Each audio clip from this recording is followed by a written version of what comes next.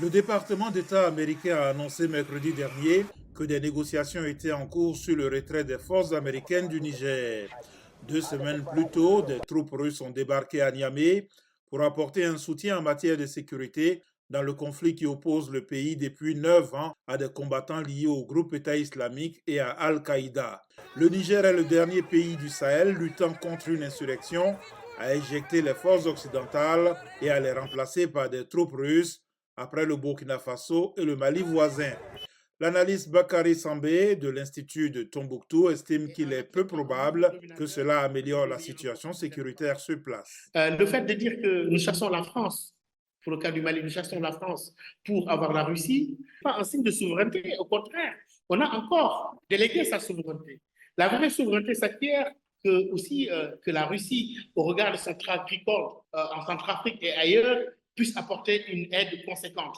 Les chiffres fournis par le Armed Conflict Location and Event Data Project montrent que les attaques meurtrières ont continué d'augmenter après l'arrivée des troupes russes au Mali en décembre 2021. Les décès dus au conflit ont plus que doublé en 2022 par rapport à l'année précédente.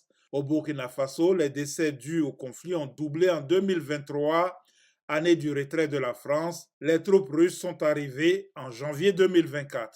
Néanmoins, le sentiment anti-occidental a augmenté dans tout le Sahel ces dernières années, en particulier contre la France, l'ancienne puissance coloniale de la région.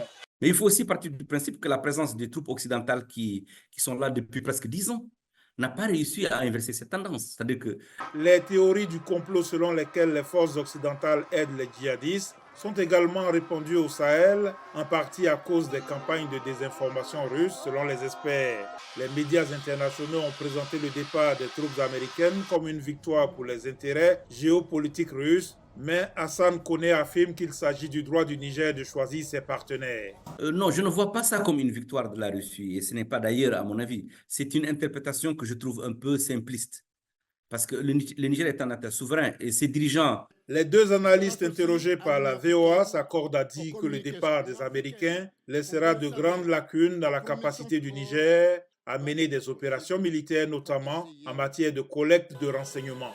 Il est possible que toutes les troupes américaines ne se retirent pas, a déclaré jeudi un haut responsable militaire américain à l'agence Associated Press. Il a précisé que les négociations avec le Niger se poursuivaient.